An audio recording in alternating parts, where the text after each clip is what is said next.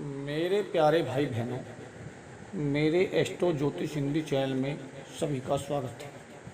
सभी भाई बहनों को मेरी हाथ जोड़कर राम राम।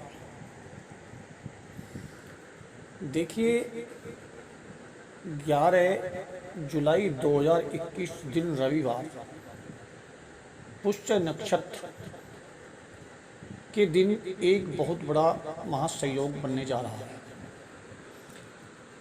जिसे बोलते हैं हम रवि पुष्य महासंयोग। यानी कि देखिए, नक्षत्रों में पुष्य नक्षत्र को सबसे ज़्यादा महत्व दिया गया है, क्योंकि ये गुरु का पुष्य नक्षत्र होता है और लास्ट के चरण जो है इसके शनि के होते हैं पुष्य नक्षत्र के, लेकिन परंतु गुरु का ही इस नक्षत्र माना जाता है। तो इस पुष्य नक्षत्र में कोई भी काम शुरू किया जाए या कोई मंत्र साधना की जाए, ब्याह शादी की जाए, कोई व्यापार शुरू किया जाए, तो इसका एक अलग महत्व होता है। इस पुष्य नक्षत्र में किया गया कार्य बहुत शुभ माना जाता है और अच्छे परिणाम देता है, कभी इसमें नुकसान नहीं होता। इसलिए हमारे ऋषि मुनियों ने एक समय और मुहूर्त जो बताए गए शुभ मुहूर्त, उनका मनुष्य के जीवन में बहुत बड़ा महत्व है। परंतु आजकल की जनरेशन इन महत्व को नहीं जानती, परंतु जो जानता है या ज्योतिष को जानता है, इसके बारे में जानकारी कुछ थोड़ी बहुत भी रखता है, जो हमारे बड़े बुजुर्ग हैं वो सब जानते हैं कि एक शुभ मुहूर्त का क्या परिणाम हो सकता है। मैं तो आजकल की जनरेशन से ये कहना चाहता हूँ कि यदि कोई आपको विश्वास नहीं है तो जो अच्छे हमारे शुभ मुहूर्त होते हैं आप उसमें काम करके देखें और बिना मुहूर्त के काम करके देखें।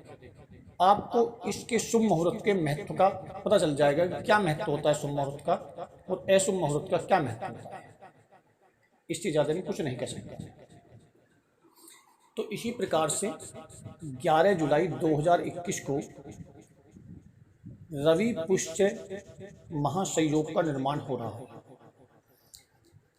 एक दूसरा होता है हमारा गुरु पुष्य संयोग, यानी कि जिस दिन रविवार हो और पुष्य नक्षत्र होता है, यानी कि रविवार हो और उसी दिन पुष्य नक्षत्र भी आ जाए, तो इसको बोलते हैं रवि पुष्य संयोग। यदि गुरुवार का दिन हो, यानी कि बृहस्पतिवार का दिन हो और पुष्य नक्षत्र भी उस दिन आ जाए, उसको बोलते हैं गुरु पुष्य संयोग। ये बहुत कम आते हैं, ऐसा नहीं कि हर बार आ जाते हैं, ये कभी कभी संयोग मिलते हैं। और इनमें आदमी को, प्रत्येक व्यक्ति को कहता हूँ मैं कि इसके महत्व को समझकर इसमें अपने अच्छे कार्य करने चाहिए। अपनी साधना, मंत्र साधना, यंत्र वगैरह इनको साधना करके सिद्ध करने चाहिए। तो इसी प्रकार से 11 जुलाई 2021 को रवि पुष्य संयोग का निर्माण हो रहा है। इस दिन कोई भी आम इंसान, क्योंकि शरीर जो यंत्र होते हैं उनका निर्माण तो नहीं कर सकता आम इंसान, परंतु मंत्र तो सभी आम इंसान जानते हैं। तो इसलिए मैं चाहता हूं कि इस संयोग का आम इंसान भी महत्व समझकर फायदा उठाए। इस रवि पुष्य संयोग में कोई भी व्यक्ति अपने मंत्र की साधना करें। जिन व्यक्तियों को पहले मंत्र हैं कोई, उनको जागृत करना चाहे तो जागृत कर सकते हैं, नहीं तो आम इंसान अपनी मनोकामनाएं या कोई भी इच्छा हो मन में, उसके लिए इस रवि पुष्य संयोग में मंत्र की साधना करके अपने कष्टों का निवारण कर सकते हैं। तो रवि पुष्य संयोग में आप दिन के समय ब्रह्म मुहूर्त से लेकर रात तक आप किसी भी समय जो भी आप जिस मंत्र को पढ़ते हैं, मैं ये कोई अलग से मंत्र नहीं बताऊंगा, जो भी आप जिसको मानते हो, किसी के पास गुरु मंत्र है वो अपना गुरु मंत्र पढ़ सकता है, कोई अपना डेली दैनिक पूजा में कोई मंत्र पढ़ता है वो अपना उस मंत्र को पढ़ सकता है, जो अपने जिसके जो इष्ट हैं उनका मंत्र जपता है वो उस मंत्र को जप सकता है। इच्छा के अनुसार आपकी जो भी आप मंत्र जपते हैं, जिसकी भी आप पूजा करते हैं, आप उनके मंत्र को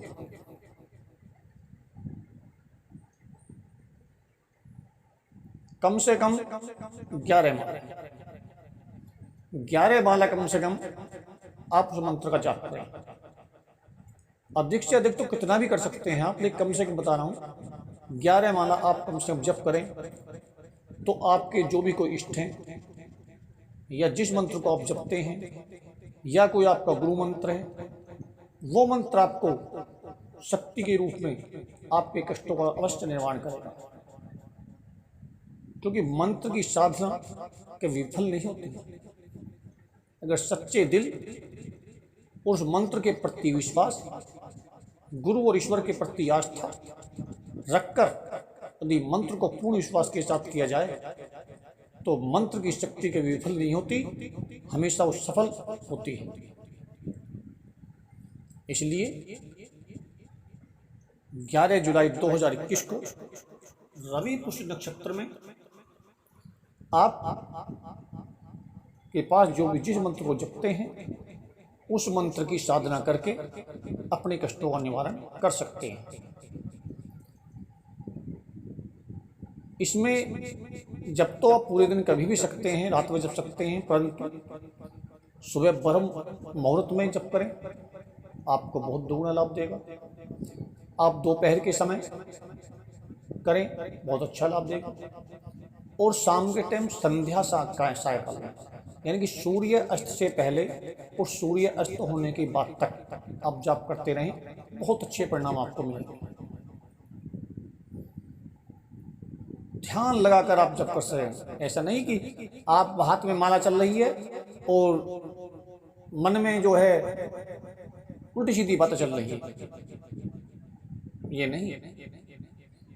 ईश्वर के चरणों में जिसका भी मंत्र का आप जाप कर रहे हो, जैसे माता रानी का मंत्र जप कर रहे हो, ओम ऐं ह्रीं क्लीं चामुंडाय विच्चे, जैसे आप इस मंत्र का जाप कर रहे हैं, या माता का कोई सा भी मंत्र है, ओम दुम दुर्गाय नमः, ओम क्लीं कालिकाय नमः, ओम ऐं सरस्वती नमः, ओम श्री महालक्ष्मी नमः, कोई सा भी मंत्र आप जाप कर रहे हैं माता का, तो माता के चरणों में समर्पित होकर के आपको मंत्र का जाप करना है। ध्यान लगाकर आप जाप मानसिक रूप से कर सकते हैं, आप बोलकर भी जाप कर सकते हैं, या आप गुनगुनाकर भी जाप कर सकते हैं। तीनों क्रियाओं में से आप किसी प्रकार का जाप कर सकते हैं। परंतु ध्यान जिसका मंत्र पढ़ रहे हो, जिस देव का मंत्र पढ़ रहे हो, चाहे गुरु का मंत्र पढ़ रहे हो, उनके चरणों में ही आपका ध्यान रहना चाहिए मंत्र को पढ़ते समय। फिर आप देखना मंत्र का चमत्कार क्या होता है, मंत्र की शक्ति क्या होती है, आप जब समझ पाएंगे। क्योंकि जो आदमी अनुभव कर लेता है मंत्र की शक्ति को, तो उस आदमी को, इंसान को पता होता है कि मंत्र में कितनी बड़ी शक्ति है, मंत्र का कितना बड़ा चमत्कार है। मंत्र तो वो शक्ति है जो व्यक्ति के प्राणों को भी वापस ले आता है, जैसे महामृत्युंजय मंत्र, ओम ह्रौं यूं सैः, ओम भूर्भुवः स्वः, ओम त्र्यंबकं यजामहे सुगंधिं पुष्टिवर्धनम् उर्वारुकमिव बन्धिनान् मृत्योर्मुक्षीयमामृता। ओम स्वः भुवे भूः, ओम सैः यूं ह्रौं। ये मेरे गुरुदेव शिव का महामृत्युंजय मंत्र है। किसी गुरुदेव के चरणों में बैठकर शिव गुरुदेव के चरणों में बैठकर यदि इस मंत्र का जाप किया जाए, महामृत्युंजय मंत्र का जाप किया जाए, तो व्यक्ति के प्राणों में जान बन जाती है। इसलिए महामृत्युंजय मंत्र का जो कोई व्यक्ति जाप करता है उसके सारे कष्टों का निवारण होता है। इसी प्रकार से आपके जो भी कोई मंत्र, मैं ये नहीं कह रहा कि आप महामृत्युंजय पढ़ें या ओम ऐं ह्रीं क्लीं चामुंडाय विच्चे पढ़ें, आपकी इच्छा के अनुसार जिसको आप मानते हैं, जो मंत्र आपको मिला हुआ है। यदि आपके गुरुजी हैं तो आप पहले गुरु मंत्र का जाप करें, उसके बाद मंत्र जप सकते हैं या गुरु का ध्यान करें। अगर आपके नहीं है, कोई भी गुरु नहीं है, तो जिसको आप गुरु मानना चाहें, जैसे इष्ट गुरु शिव हैं, उनका आप जाप कर सकते हैं, उनके बाद भी अपने मंत्र का अध्ययन करें। तो इस रवि पुष्य महासंयोग को बेकार न जाने दें और अपने साधना में लीन होकर ईश्वर को समर्पित भाव से बस साधना करें, तो आपके कष्टों का निवारण अवश्य होगा। अब मैं अपनी वाणी को विराम देता हूँ। यदि यह मेरी वीडियो पसंद आए तो मेरे चैनल को सब्सक्राइब करें, लाइक करें, शेयर करें। किसी भी जानकारी के लिए कमेंट बॉक्स में कमेंट करें, फ्री जानकारी दी जाएगी। मैं चाहता हूं प्रत्येक लोगों तक फ्री जानकारी पहुंचे, ज़्यादा से ज़्यादा लोग, जिससे कि अपने ईश्वर के प्रति साधना का लाभ उठा सकें। सभी भाई बहनों को राम राम, धन्यवाद।